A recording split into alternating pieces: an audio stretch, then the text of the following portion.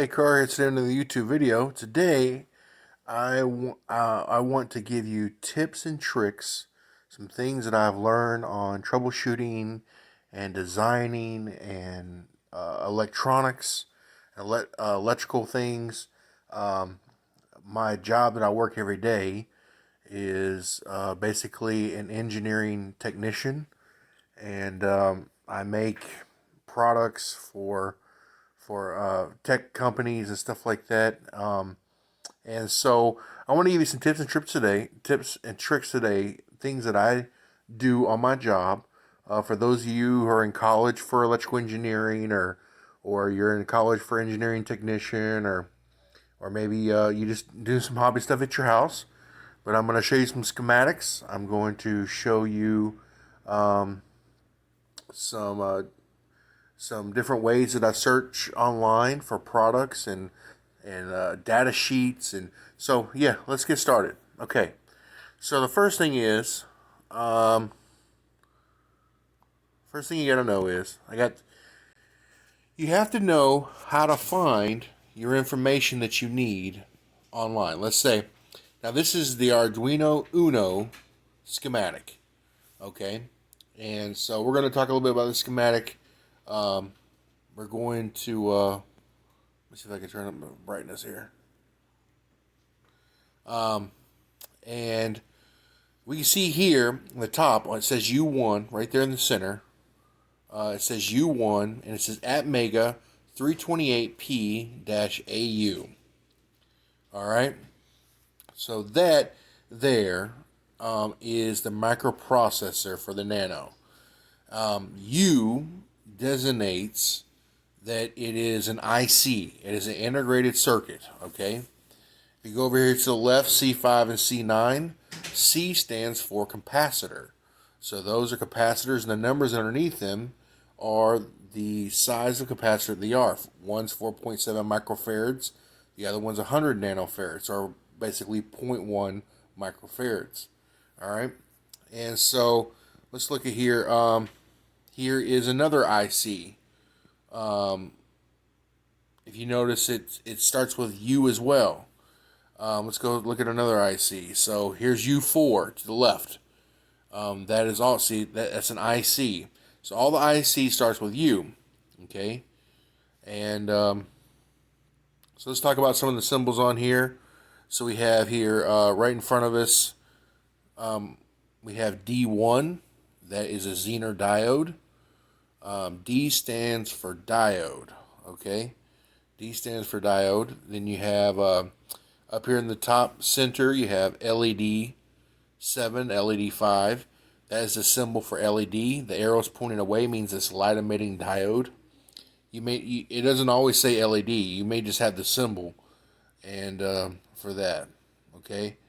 And go down here to the if I can, right there to the in the middle, all the way to the right. That is the crystal. That is a symbol for crystal. X2. X always stands for crystal. Okay, and that's how the microprocessor gets the clock. Gets the clock for wait, is there another crystal? Yo, no, that's not okay. So that's a crystal for U2. Okay, and it looks like transmit receive. That looks like possibly USB. Um, yeah, that's for the USB interface. Okay, so that's the crystal for that. But over here in the middle, all the way to the left, X1, 16 megahertz. That is the crystal oscillator for the microprocessor, and that crystal oscillator creates the clock cycles in the microprocessor. Okay. And so we can see here we have different rails. It said there's some of them that are pulled up to 5 volts.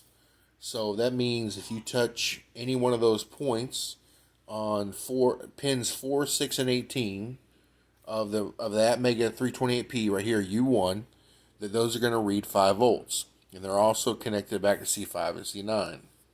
All right.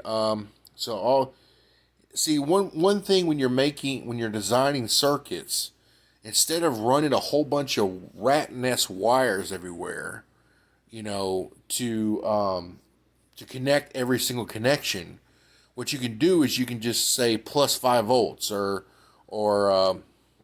or for instance, if I had multiple things connected to PC0 right here on the U1, it's top of the chip PC0, then I would just put PC0 on whatever I was connecting PC0 to, because if you do that, it looks cleaner and looks more professional. You don't draw a rat's nest of connecting everything there is together, because it looks horrible. All right. So we have here in the middle of the screen, we have R5 and R9. R stands for resistor. Those are 1K ohm resistors. We measure resistors in ohms. All right. Let's see what else I can pick out from this and show you. Of course, you can see the ground signal symbol. GND stands for ground. Okay, here we have C7 right here in the middle. C7. That is an electrolytic capacitor, which means it is polarity sensitive. So whenever it has the straight line, see the one to the right, C6, that has two straight lines, horizontal lines. That means it's not electrolytic. It doesn't matter if you have it turned one way or the other. But the C7 is electrolytic. It matters on which way you solder that into the circuit board. You solder it backwards, it's going to blow. Okay, so it has the plus on the side. It shows you which way to turn it. And on the actual capacitor, if it's a can capacitor, it'll have, for instance, a line that'll show the ground. So you put the line towards ground and the side with no line towards positive. Okay. See what else we can see here. All right.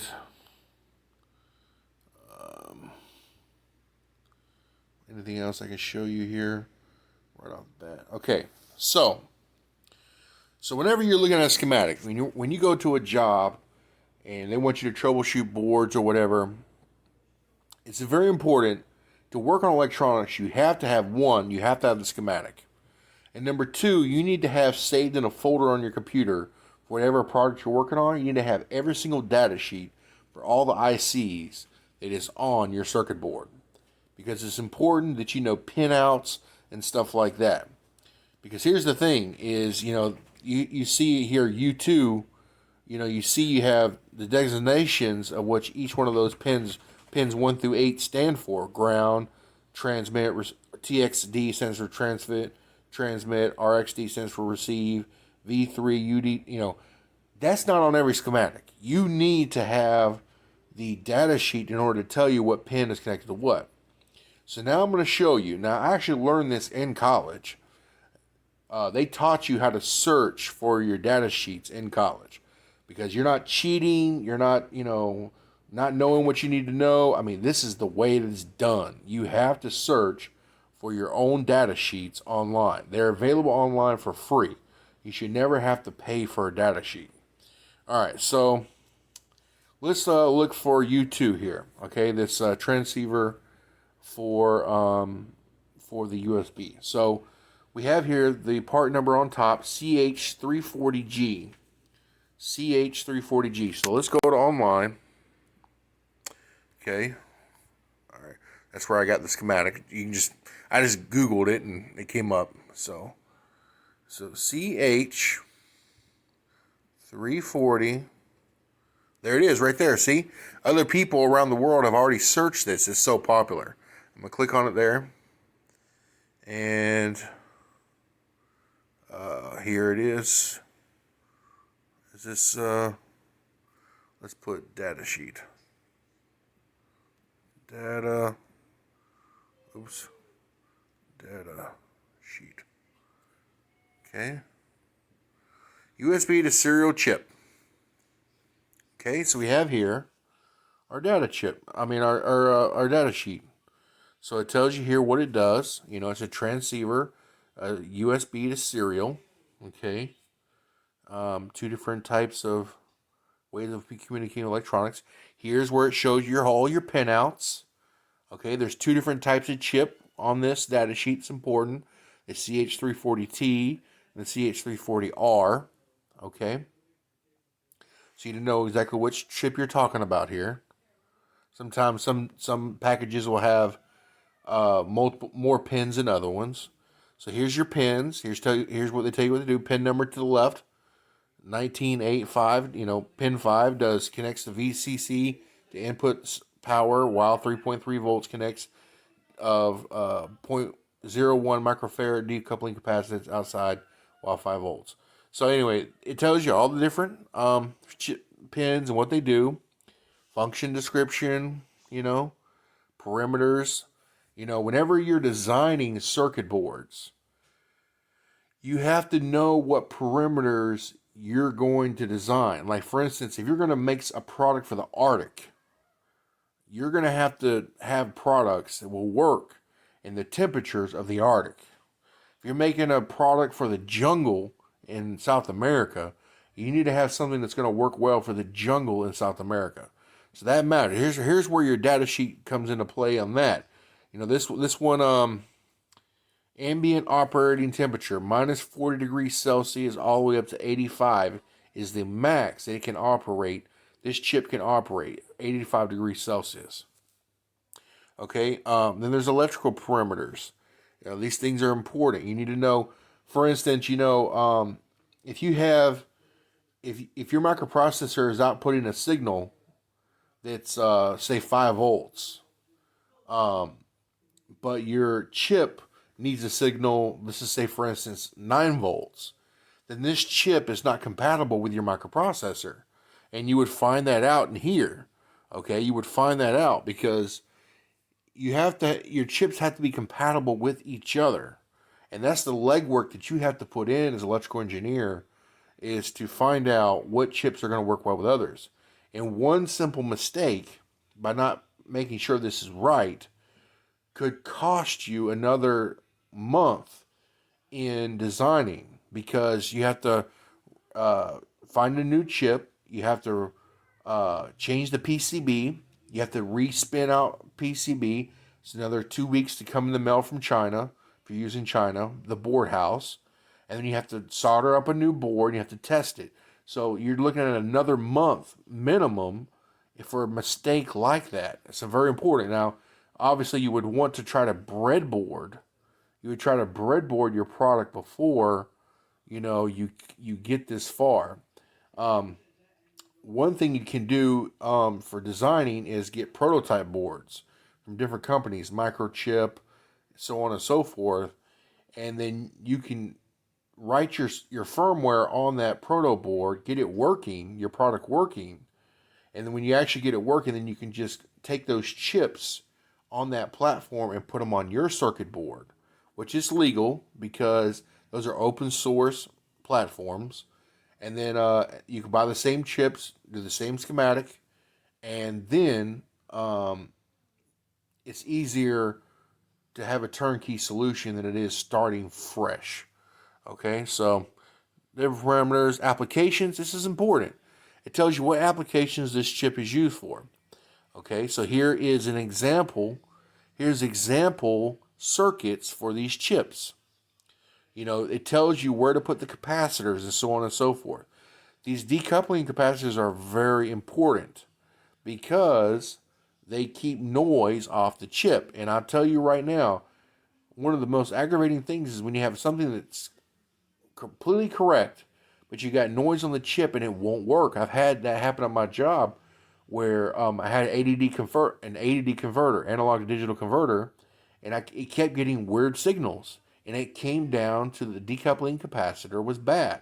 When I changed the decoupling capacitor, all of a sudden, then I got clear signal and it worked properly. The ADD converter worked properly. Okay. Yeah, so this is data sheets. This is how you search for data sheets. Now, what you would do is you would take this data sheet and you would save it to your computer and put it in a folder. Let's say your product is called inline regulator or whatever. So you would have a folder. Most companies are going to have 10 different products. You'd have a folder that says inline regulator, and you would take this, you would save it to that folder, inline regulator. And then you would name this file whatever, U5, U4, and you would explain what it was. It is the serial to USB interface. So you would write that, to make it easy for you to come back to. All right. Let's see here. What else can I show you? We're already at 15 minutes. So I'm going to show you some cheap board houses that you can use. JLCPCB. Okay. This is a really cheap board house. You can literally get 5 circuit boards, for about $2. It actually costs more for the shipping and handling coming from China than it does the actual circuit board itself. So look at the prices. $2, $5, $7. I mean, it's really cheap board house. $2 for 1 to 4 layers. That's important because in other board house, United States board houses, you're paying $400 for 4 or 5 prototype boards. That is significantly more expensive. Using China does make things extremely cheap. It does. And at the end of the day, a company is going to have to go with what's cheaper in order to stay competitive. So, this is a good board house. China is the way you can go. They also have their own PCB software that's compatible with this company. Let's see, KiCad. KiCad. There we go. So,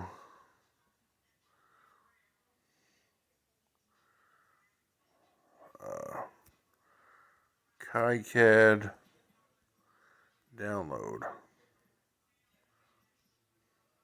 Oh. Download.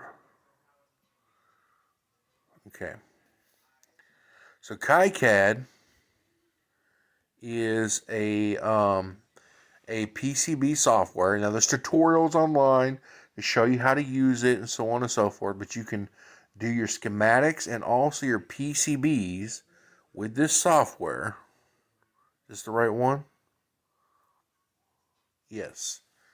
You can do your PCBs and your designs with this software, and then you can just literally make a Gerber file, which is, it saves your drill file and all that.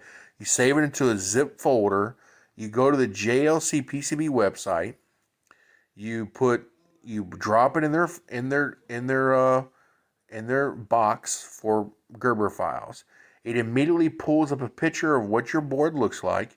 It tells you it's going to be $2 for 5 boards, or if you want to order 100 boards, it'll probably be like $20, $20 or $30. And then you go through and you put in your information, you buy the board. So that's as simple as that is. All right, so that's my little lesson today to get you started with electronics. And I hope this has helped somebody. Anything I can help you with, because when I graduated college with my engineering technician degree, like the college gave me the theory, but it did not give me the hands-on application.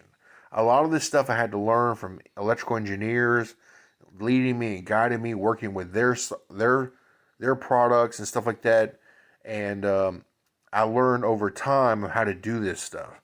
So if I can help you learn these things without you having to go through the hard lessons that I had to learn, then that will be a plus for me. That's my lesson today. Thank you. God bless.